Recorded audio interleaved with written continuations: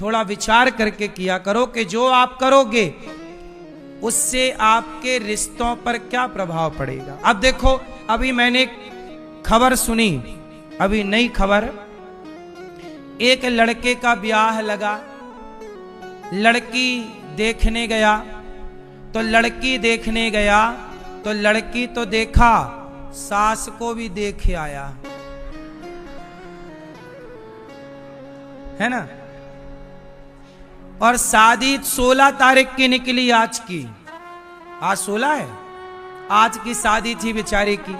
लड़की तैयारी कर रही है मेरा ब्याह, लेकिन लड़की अपने पति के संग जाए उसके पहले लड़की के पति के संग लड़की की मां, मतलब दामाद के संग सास भाग गई।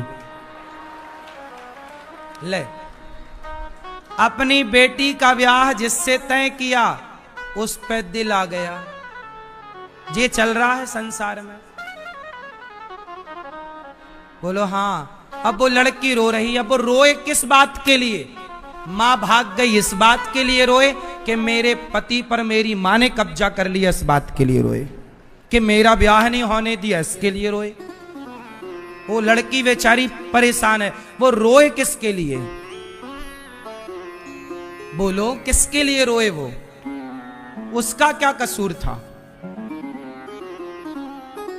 और सुनो, लड़की के लिए जो जेवर बनवाए वो लेके भाग गई। देखो सासों को क्या सूझ रहा है।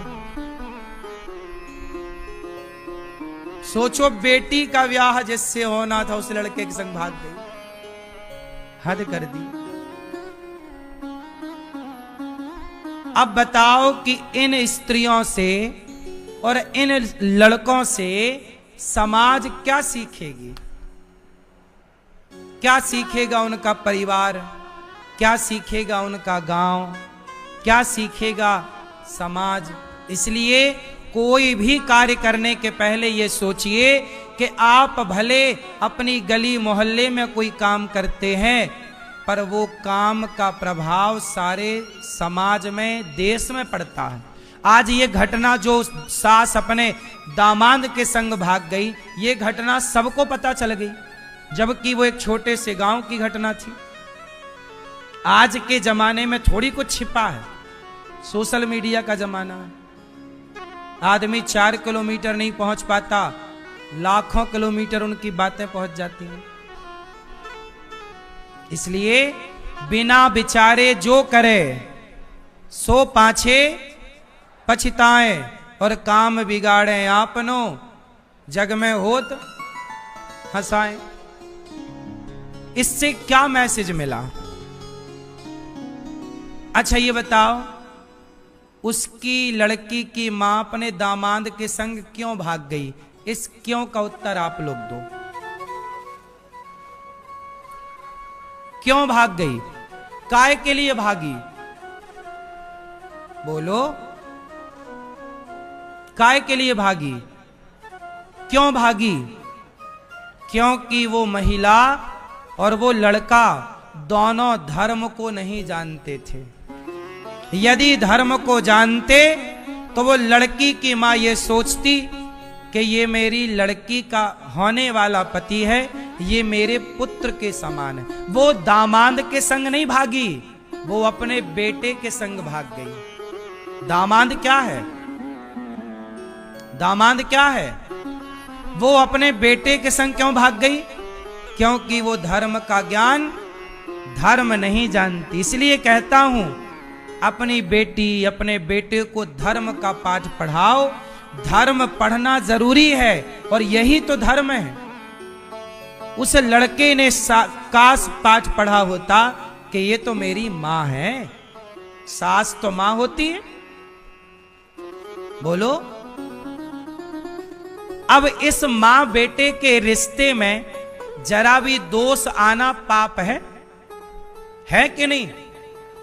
स्पर्श करना तो पाप है साहब, सोचना भी पाप है या नहीं? लेकिन ना तो उस लड़के ने सोचा, ना तो उस लड़की की मां ने सोचा। और काहे भाग गई? अपनी वासनाओं के लिए। क्या था? इस बुढ़ापे में भी उसकी वासनाएं पूरी नहीं हुई, तो भाग गई जवान लड़के के संग। आजकल आदमी इतना वासनाओं में डूबा हुआ है। काम से कल ही मैंने कहा था, अंधे कितने तरह के होते हैं। कामांध, जब काम सिर पर चढ़ता है, वासनाएं, तो व्यक्ति अंधा हो जाता है। इसलिए कहता हूं, अंधे मत होइए, अपने आप को सत्संग से जोड़ करके और अपने अंदर की बुराइयों को मारिए। मारना है, आपका कोई दुश्मन है। अब बताओ, अपने भीतर की वासनाओं के लिए अपनी बेटी के पति के संग भाग गई, तो वासनाओं को कंट्रोल किया होता, मार दिया होता अपनी इच्छाओं को, तो इस कलंक से बच जाती कि नहीं। अब वो भाग कर कहां जाएगी? वो भाग कर कहां जाएगी? पकड़ी जाएगी, क्या मुंह दिखा पाएगी? यहां भी बिगड़ गया उसका, अब समाज में क्या वो रह पाएगी? रहेगी तो किस मुंह से रहेगी? लोक भी बिगड़ गया और मरेगी तो यमराज जी बड़ा डंडा रखे होंगे उसके लिए। आह, भगाता हूं तुझे दामाद के साथ। टिनपा पड़ेंगे उसके खोपड़ी पे, कोड़े पड़ेंगे, नाली का कीड़ा बनेगी कई जन्म, कर्म दंड तो भोगने पड़ेंगे। देखो, पाप भी ना वही पाप करो जो पाप थोड़ा ठीक ठाक हो। पाप भी करो चलो, पर वो पाप करो यार जो माफ हो, जिनमें माफ की संभावना हो। वो पाप मत कर लेना जिन पाप में माफी की संभावना। पाप भी कई तरह के होते हैं, सामान्य पाप, महा